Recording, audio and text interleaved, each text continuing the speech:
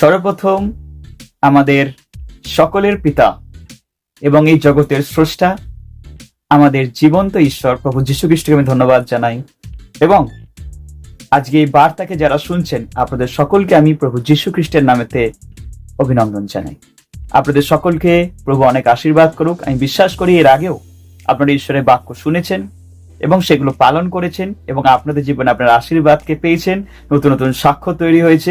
আজকেও কিছু বিষয় আমি আপনাদের সামনে তুলে ধরতে চাই যেগুলো আপনাদের জীবনকে আরো আশীর্বাদিত করে তুলবে এবং বর্তমান পরিস্থিতি এবং পরবর্তী পরিস্থিতির মধ্যে আপনাকে সমস্যা, অসুবিধা এবং যে প্রশ্নগুলো আজকে সেবা কার্যে এবং সমাজে থাকবার দরুন একজন খ্রিস্টীয় ব্যক্তি জীবনে আসে সেইগুলোর সম্মুখীন হতে আপনাকে সাহস দেবে এবং তাদের সামনে সত্যকে তুলে ধরতে সাহায্য করবে। আজকে প্রভুর সেবা কার্যে যখন আমি সেবা কার্য করতে যাই, বিভিন্ন জায়গাতে নানা রকম প্রশ্ন আমার কাছে আসে। সেখানের পাড়ার বাসিন্দারা এবং কিছু কিছু ক্ষেত্রে কিছু নেতা মন্ত্রীরা এবং কিছু কিছু ক্ষেত্রে কিছু অবিশ্বাসীরা এই প্রশ্নগুলো আমাকে করে থাকে এবং আমি দেখেছি অনেক ক্ষেত্রে অনেক বিশ্বাসীরাও আমাকে এই প্রশ্নগুলো জিজ্ঞেস করেছেন, অনেক প্রভুর দাসেরাও আমার কাছে এই প্রশ্নগুলো জিজ্ঞেস করেছেন। প্রথম আমিও এরকম প্রশ্নের, এরকম সমস্যা, এরকম অসুবিধা সম্মুখীন হতে ভয় পেতাম আর সেখানে আমিও নিরাশ আর হতাশ হয়ে যেতাম, কারণ সেগুলো উত্তর আমার কাছে ছিল না বলে। আর তার জন্য সেবা কার্য অনেক অসুবিধার সম্মুখীন আমাকে হতে হয়েছে। কিন্তু প্রভুর কাছে প্রার্থনার দরুন, বাইবেলের বাক্য পড়বার দরুন, প্রভুর কাছ থেকে তার উত্তম শিক্ষা যা স্বর্গীয় ভান্ডারের কাছ থেকে আসে, আর স্বর্গীয় ভান্ডার থেকে যা আসে সেটা উত্তম। আর প্রভু বলেছে, তোমার যদি বুদ্ধি জ্ঞানের অভাব থাকে তুমি আমার কাছে চাও, আমি তোমাকে দেব। তার কোনো সন্দেহ নেই, তুমি আমার কাছে চাইলে পাবেই পাবে। তাই প্রভুর কাছে রয়েছে বুদ্ধি আর জ্ঞানের ভান্ডার। আপনি যদি চান আপনিও পাবেন। আমি বিশ্বাস করি যে প্রশ্নগুলো আমি আপনাদের সামনে তুলে ধরতে চাই সেইগুলো আপনাদের জীবনেও হতে পারে আপনাদেরকে লোকেরা করেছে বা হতে পারে এখনো করেনি, পরবর্তী সময় প্রশ্নগুলো আসতে পারে। তো এইগুলো আপনার জেনে রাখা দরকার, তাতে আপনি পরবর্তী সময় খ্রিস্ট জীবনের সমাজে থাকবার দরুন বা সেবা কার্যে প্রভুর সেবা করবার দরুন কোনো সমস্যায় পড়বেন না। কারণ আমাদের কাছে রয়েছে এই মুখের কথা, কারণ ঈশ্বরের বাক্য বলছে মুখের কথাতেই রয়েছে জীবন আর মৃত্যু।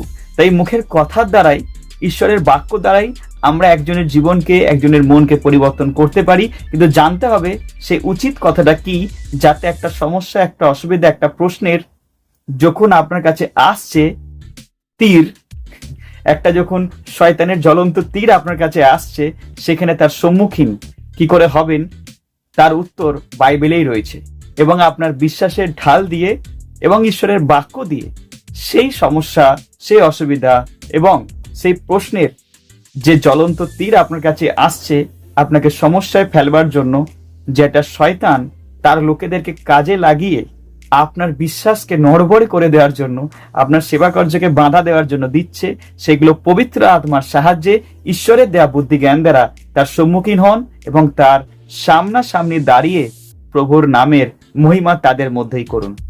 তো আজকে আমি যে বিষয়গুলো তুলে ধরবো, আমি বিশ্বাস করি এই বিষয়গুলোর দ্বারা আপনি সমস্যা, অসুবিধা এবং প্রশ্নের মধ্যেই আপনি ঈশ্বরের মহিমা করতে পারবেন। সেখানে যারা আসবে তারাও ঈশ্বরের মহিমা করবে, তারাও প্রভু যীশু খ্রিস্টের সত্যকে জানবে। আমাদের কোনো ধর্ম, কোনো জাত, কোনো বর্ণ বা কারোর বিষয়ে বলবার দরকার নেই। আমাদের বাইবেল যেটা বলছে যে প্রভু যীশুর বিষয়কে তুলে ধরো সবার সামনে। তো আমাদের ভুল হচ্ছে এইটাই, আমরা প্রভু যীশুর বিষয়ে আজকে সঠিকভাবে না জানবার ফলে, বাইবেলের বিষয়ে না জানবার ফলে আমরা সমস্যায় পড়ে যাই, অসুবিধায় পড়ে যাই এবং প্রশ্নের উত্তর দিতে পারি না।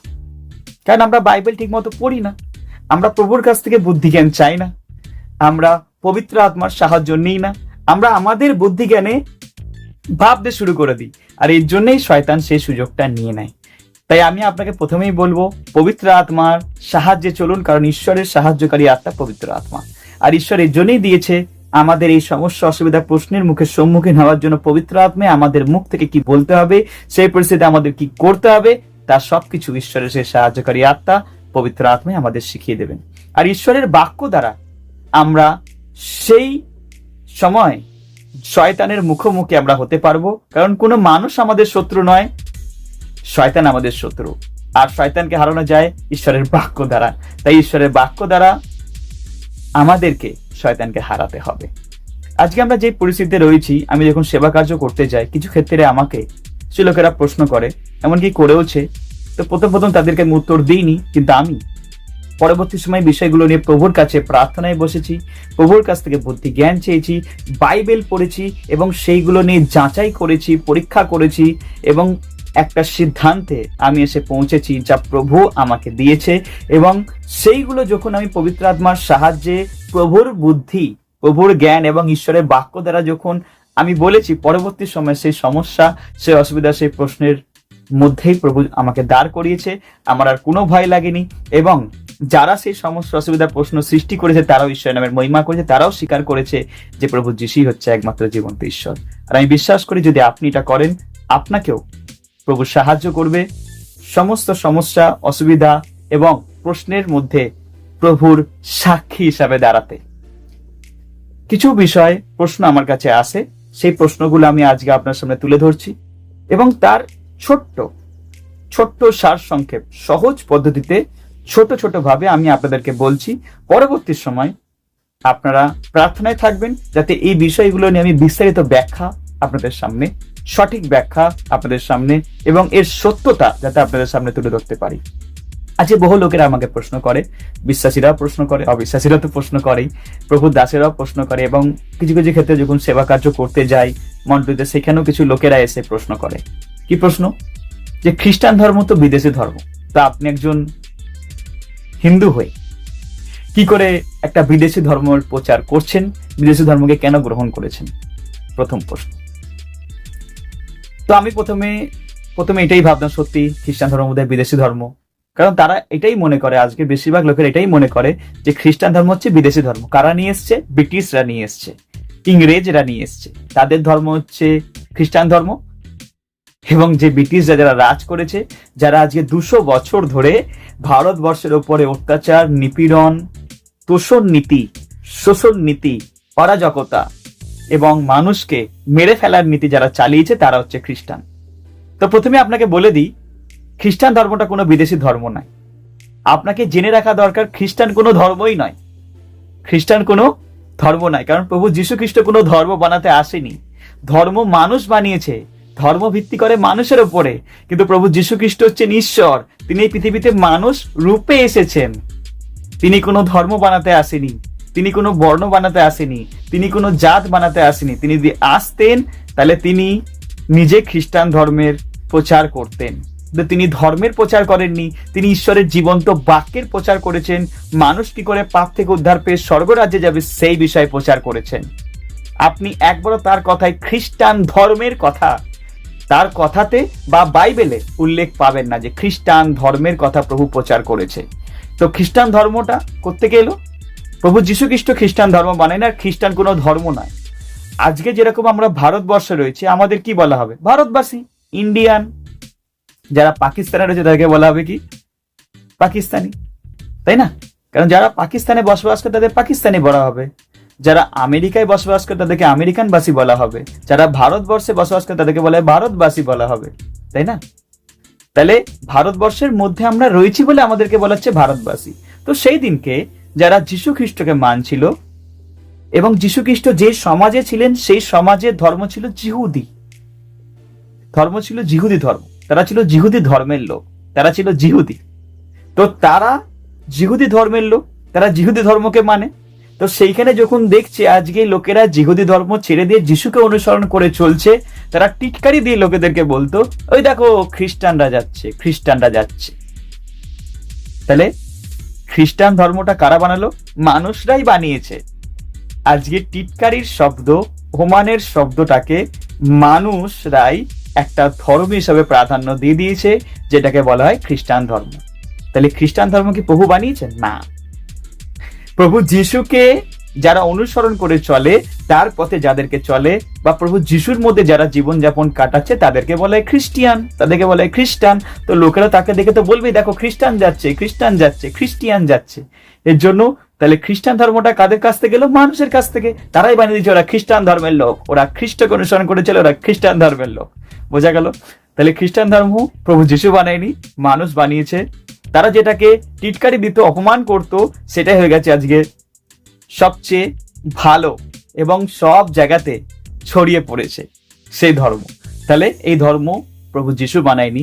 খ্রিস্টান ধর্মের এই প্রচার, এই কথা মানুষের কাছ থেকেই এসেছে, কারণ প্রভু যিশু কোনো ধর্ম বানাতে আসেনি। তাই আশা করি প্রথম বিষয়টা ক্লিয়ার হয়ে গেল যে প্রভু যিশু খ্রিস্টান ধর্ম বানাতে আসেনি। আর যে প্রশ্নটা আসে যে ইংরেজরা, ব্রিটিশরা ছিল খ্রিস্টান, ভুল কথা, ভুল কথা। ব্রিটিশরা, ইংরেজরা তারা খ্রিস্টান ছিল না, তারা রোমীয় ক্যাথলিক ছিল। মানে তারা রোমীয় ধর্মকে, কেল্টিক ধর্মকে, কেল্টিক ধর্ম, ক্যাথলিক ধর্মকে তারা অনুসরণ করে চলত। এর জন্য আপনি ব্রিটিশদের, ইংরেজদের অনেক দেব দেবীদেরকে পাবেন, দেব দেবীদেরকে পাবেন। তারা কিন্তু কেউ খ্রিস্টান ছিল না, তারা কিন্তু কেউ প্রভু যিশু খ্রিস্টকে অনুসরণ করে চলতো না। যদি ব্রিটিশরা, যদি ইংরেজরা আজকে প্রভু যিশুর বাণীকে অনুসরণ করে চলতো, বা যদি তারা আজকে সত্যিকারেরই খ্রিস্টিয়ান হতো, তাহলে তারা কোনোদিনই মানুষের ওপরে অত্যাচার করতো না। কারণ প্রভু যিশু খ্রিস্ট কোনোদিনই মানুষের ওপর অত্যাচার করতে শেখায়নি। কারণ বাইবেল বলে আমাদের কোনো শত্রু নেই, প্রভু যিশু খ্রিস্টই হচ্ছেন ভালোবাসা, আর তিনি আমাদের ভালোবাসতে শিখিয়েছেন। তাই ব্রিটিশরা, ইংরেজরা খ্রিস্টান ছিল না। আর আজকে এই অজুহাতটা দিয়েই, এই জিনিসটাকে, পরিপ্রেক্ষিতটাকে দেখিয়েই মানুষরা বলে বিদেশি ধর্ম। হ্যাঁ, খ্রিস্টানরা আজকে 200 বছর রাজ করে গেছে, ইংরেজরা খ্রিস্টান ছিল, তারা 200 বছর রাজ করে গেছে, মানুষের উপর এত অত্যাচার করেছে, তাহলে সেই বিদেশি ধর্মকে, সেই খ্রিস্টান ধর্মকে তোমরা যে কেন গ্রহণ করেছে? তাহলে আশা করি আপনার কাছে এই প্রশ্নটার উত্তর ক্লিয়ার হয়ে গেল যে খ্রিস্টান কোনো ধর্ম নয়। প্রভু যীশু খ্রিস্ট কোনো ধর্ম বানাতে আসেনি। মানুষের টিটকারি, মানুষের অপমান, তারাই এটাকে খ্রিস্টান ধর্ম বলে প্রচলিত করে দিয়েছে মানুষেরা। ঠিক আছে। 4 নম্বর, ব্রিটিশরা, ইংরেজরা তারা খ্রিস্টান ছিল না, তারা দেব দেবীদেরকে মানত, তারা মূর্তি পূজা করত। যদি তারা যে খ্রিস্টান হতো, তারা নিজের নামের আগে কোনোদিনই লর্ড বলে কথাটা লিখতো না। কারণ আমাদের খ্রিস্টানদের, যারা প্রভু যীশু খ্রিস্টকে অনুসরণ করে চলে, তাদের প্রভু হচ্ছে একটাই, সে হচ্ছে যীশু খ্রিস্ট। আর যখন একজন তার নামের আগে লর্ড লিখছে, তার মানে সে নিজেকে প্রভুত্ব বলে প্রাধান্য দিচ্ছে, তার মানে সে প্রভুকে মানেই না। কারণ বাইবেলের বাক্য স্পষ্টভাবে লিখেছে, যার মধ্যে প্রভুর আত্মা আছে, পবিত্র আত্মা আছে, সেই যিশুকে কেবলমাত্র প্রভু বলে স্বীকার করে।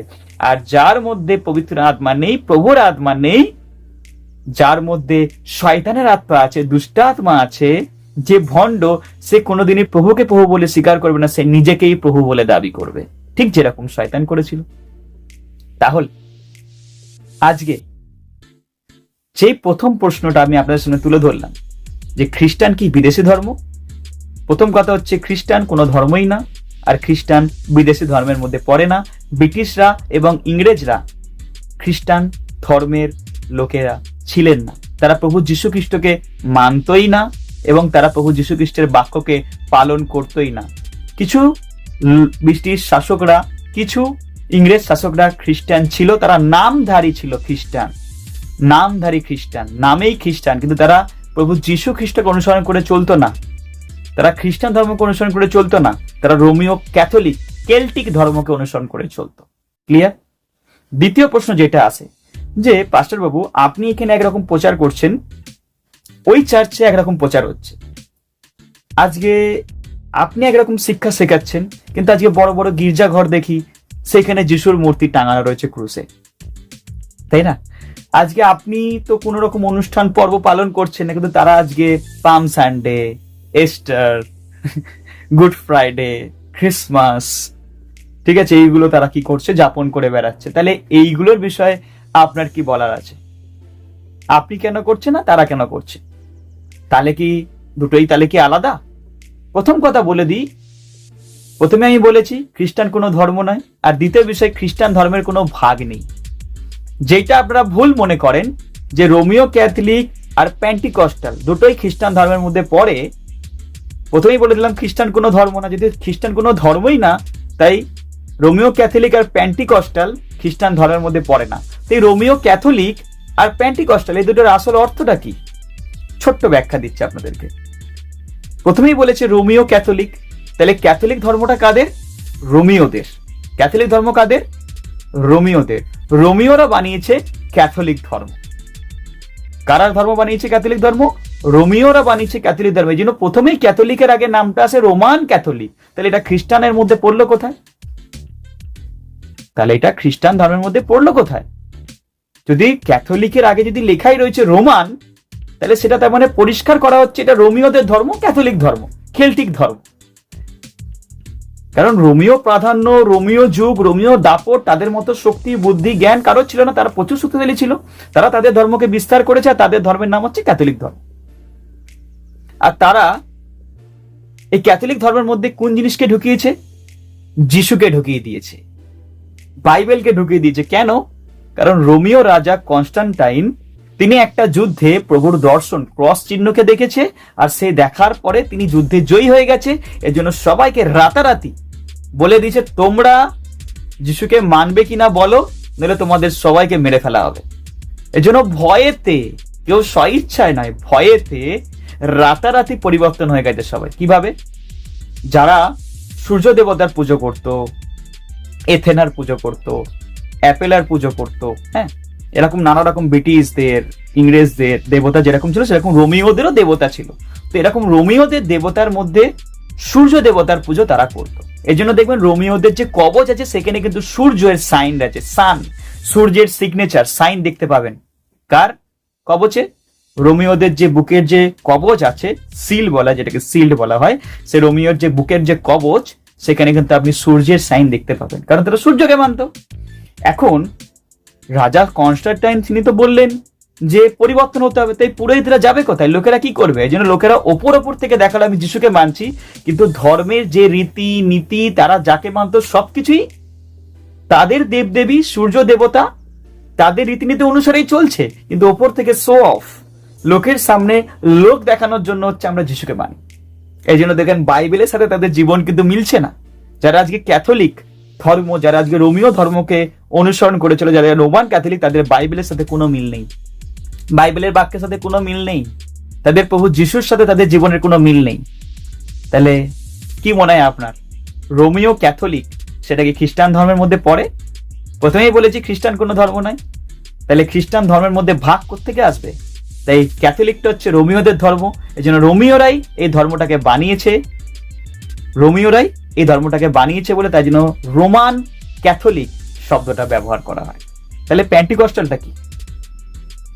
সেই দিনকে বহু লোকেরা যখন এরকম ভুল ধারণার মধ্যে চলে যাচ্ছিল, আর যারা সত্যিকারের যিশুকে মানে তারা যখন দেখছিল যে এইরকম ভাবে প্রভু যিশুকে ভণ্ডামির সাথে এই লোকেরা সবার সামনে প্রকাশ করছে, ভুল ধারণাকে লোকেদের সামনে তুলে ধরছে, একটা ভুল প্রেক্ষাপট, একটা বাইবেলের ভুল প্রেক্ষাপট, একটা যিশুর জীবনের ভুল প্রেক্ষাপট, যিশুকে যারা বিশ্বাস করে একটা খ্রিস্টান তাদের ভুল প্রেক্ষাপটকে মানুষের সামনে তুলে ধরছে। তারা এটাই জানবে, তারা ভুলটাই শিখবে।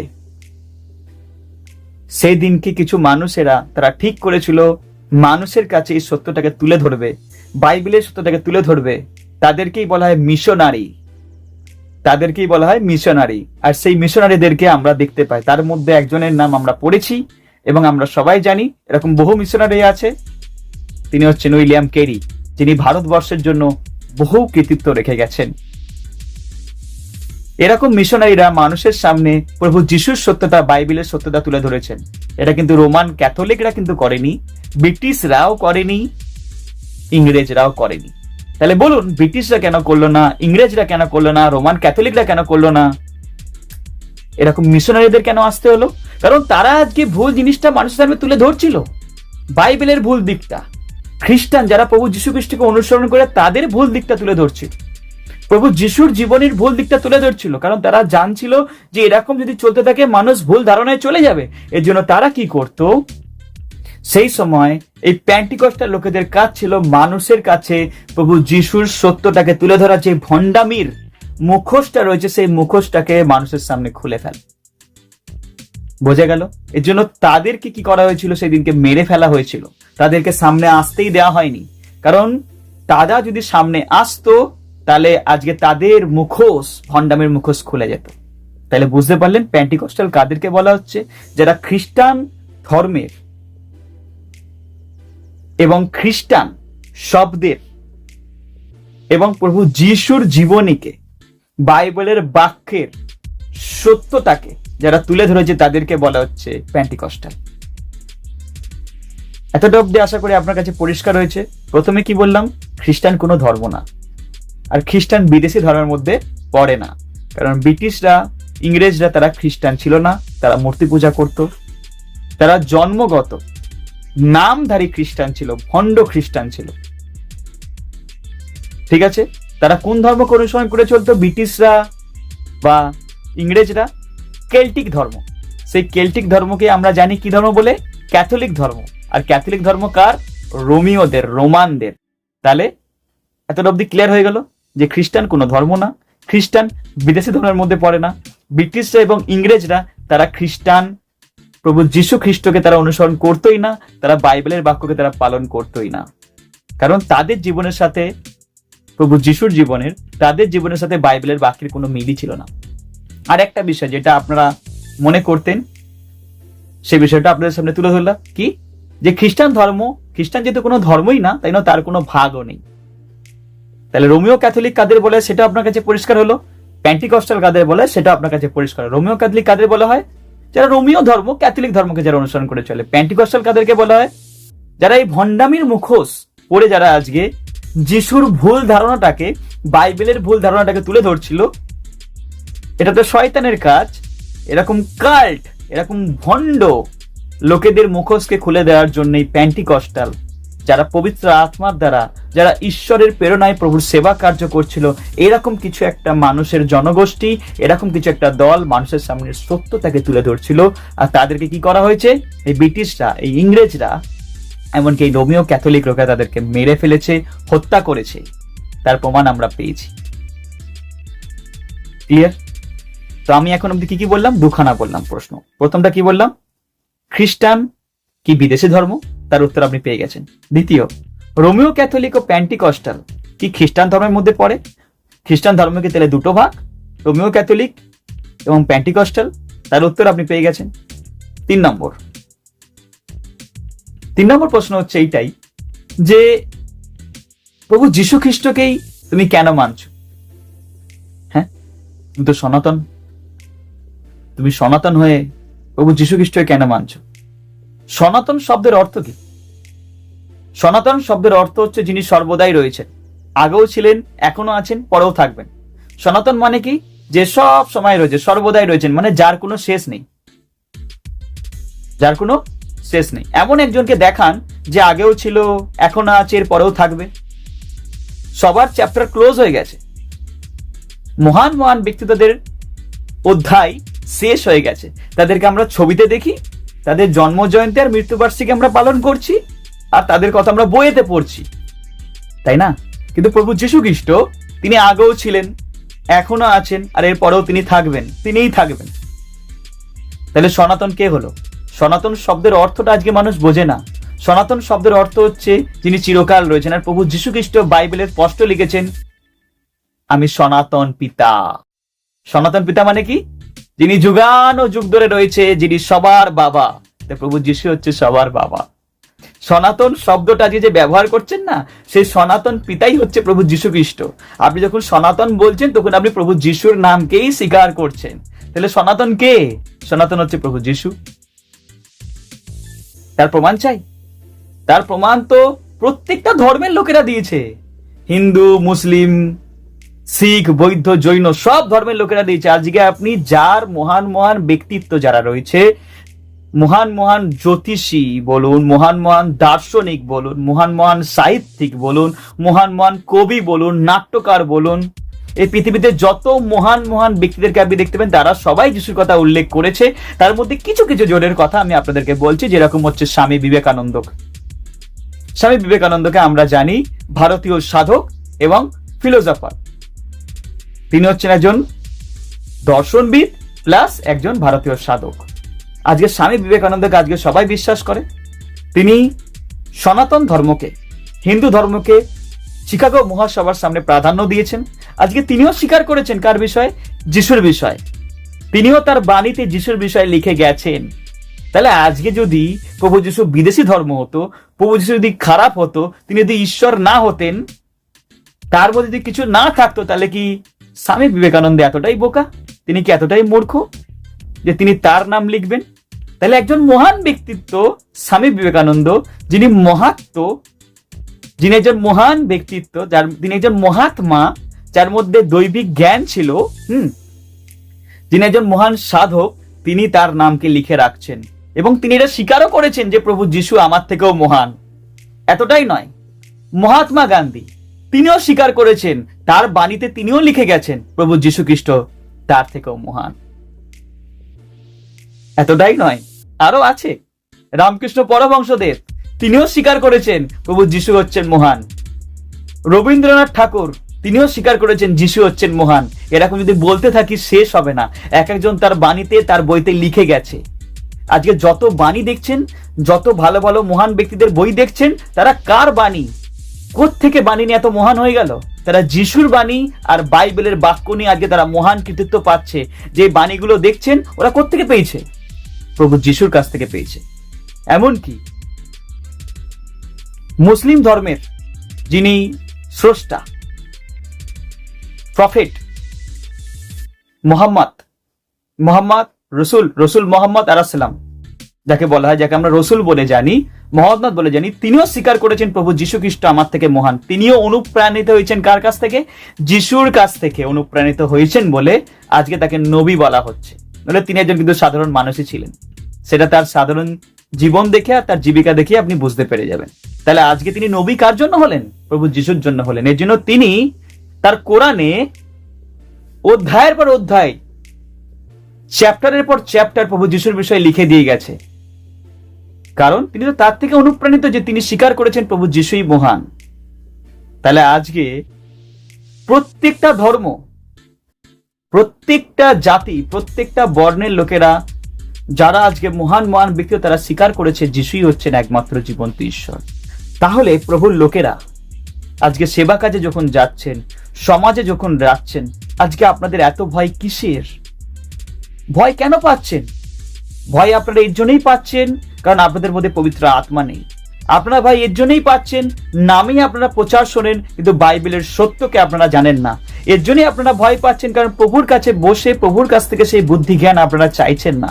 আজকে আপনারা এই জন্যই ভয় পাচ্ছেন কারণ আজকে আপনারা নিজের স্বার্থের জন্য সেবা করছেন, প্রভুর জন্য করছেন না।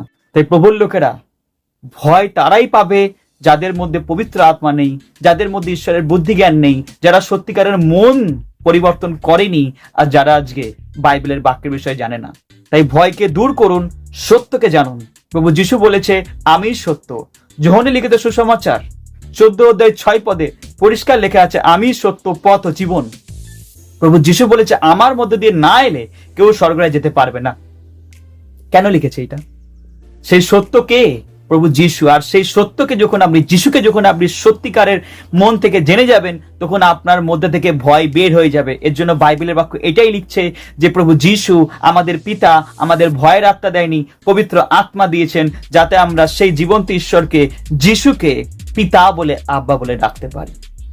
তাই প্রভুর লোকেরা আজকে সমাজে থেকে কি হবে, কি করে চলবো, কি উত্তর দেব, কি ঘটবে, পরবর্তী সময় কি হবে, কি করে সেবা করব, ভয় না পেয়ে সত্যকে জানুন, বাইবেলের বাক্যকে জানুন, ঈশ্বরের কাছ থেকে বুদ্ধি জ্ঞান চান, পবিত্র আত্মার পরিচালনায় চলুন। দেখুন আপনার কাছে এই সমস্যা, অসুবিধা, প্রশ্ন কিছুই বলে মনে হবে না।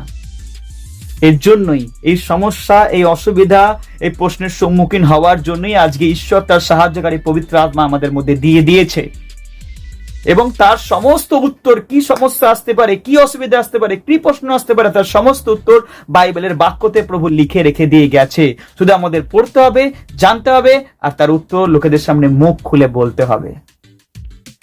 বোঝা গেল? ভয় পাওয়ার দরকার নেই। আজকে জগতে চলবার জন্য আপনার বুদ্ধি জ্ঞানে চলা অসম্ভব।